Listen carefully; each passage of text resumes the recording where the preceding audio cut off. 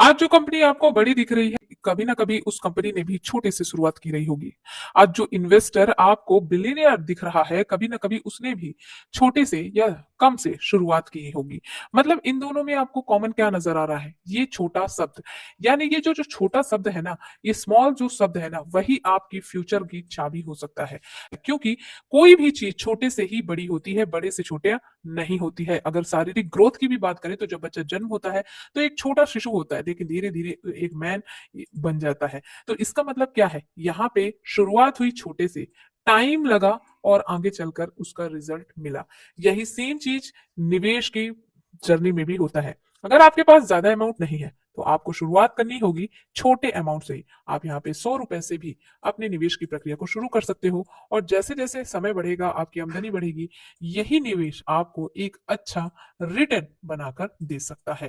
तो यहाँ पे जो छोटा शब्द है वो सबसे इंपॉर्टेंट शब्द है। इसलिए इस शब्द को ध्यान में रखते हुए आज हम आपको एक ऐसे फंड के बारे में बताएंगे जिसमें यदि आपने सिर्फ एक बार निवेश करके छोड़ दिया तो भी आप करोड़ों रुपए के मालिक बन सकते हैं। नमस्कार दोस्तों, स्वागत है आप सभी का आपके अपने चैनल में। आज हम बात करने जा रहे हैं उस फंड की जो कि एक लंबे रेस का घोड़ा साबित हुआ। छोटे छोटे स्टॉक्स को इतना बड़ा बना दिया, लोगों के निवेश भी उतनी ही बड़ी कमाई में बदल गए। हम बात कर रहे हैं दोस्तों एचडीएफसी के स्मॉल कैप फंड की। जी हाँ दोस्तों, एचडीएफसी का स्मॉल कैप फंड है जिसने 10 साल में 1 लाख को 5 लाख में भी बदल दिया है।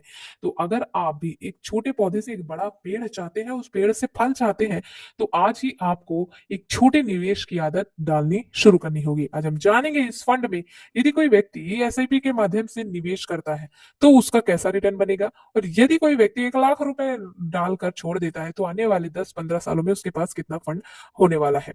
चलिए शुरू करते हैं। तो दोस्तों आज इस फंड की बात करें, उसका नाम है एचडीएफसी का स्मॉल कैप फंड। जैसे कि नाम से ही आपको पता है कि ये स्मॉल कैप कैटेगरी में पैसे को निवेश करता है। इस फंड को लॉन्च किया गया था 2014 में, अप्रैल 2014 में। इस फंड का जो करंट का फंड साइज है, यानी आज की डेट तक 36,353.10 करोड़ रुपए का है।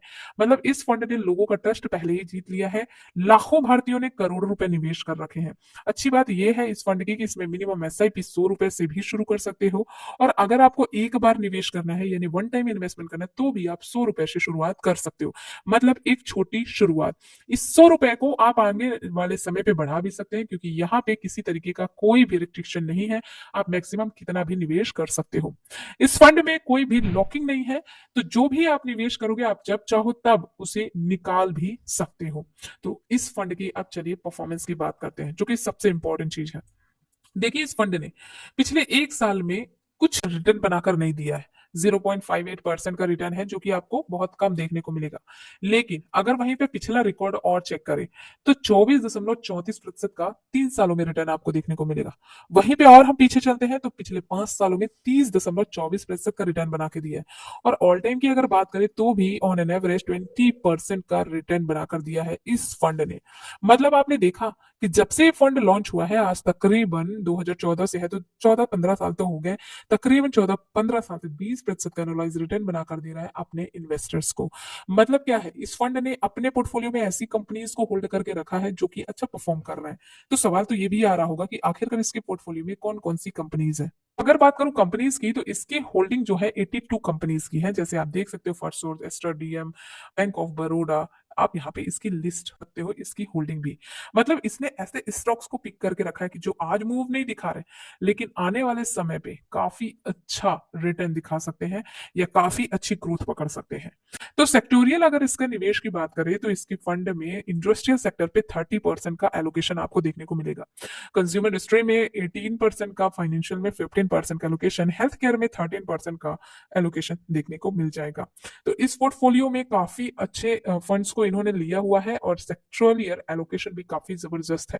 तो अब इस म्यूचुअल फंड के लगने वाले खर्च के बारे में बात करते हैं। इस म्यूचुअल फंड का जो एक्सपेंस रेशियो है डायरेक्ट ग्रोथ प्लान है 0.68% का।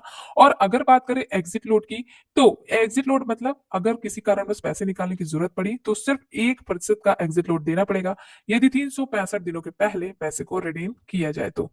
अब यहाँ पे इसके मिलने वाले रिटर्न पर आपको कुछ टैक्स पे भी करना पड़ता है, उसके बारे में भी जान लीजिए।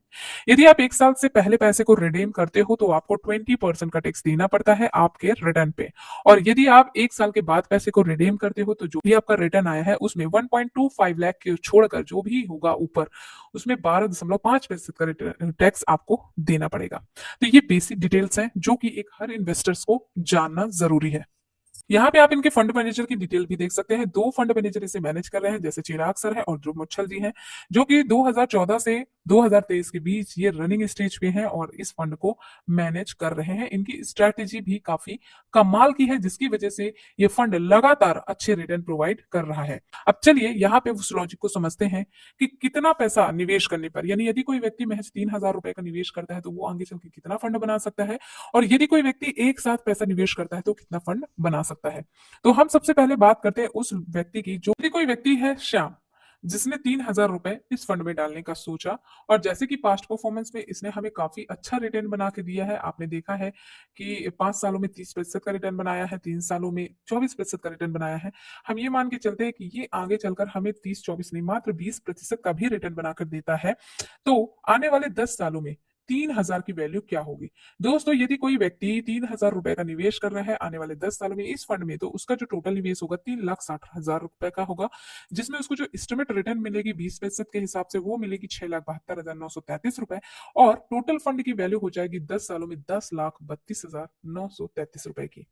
यहीं पे देखकर आपको थोड़ा सा शौक लगेगा, क्योंकि सेविंग में भी, अकाउंट में अगर आप पैसे डालते हो, सेविंग अकाउंट में पैसे डालते हो तो 6 से 7% का ही रिटर्न मिलता है, बट यहाँ पे आपको 20% के लगभग रिटर्न मिल सकता है, बट इसकी कोई गारंटी नहीं होती, ये अप डाउन होता रहता है। Okay okay.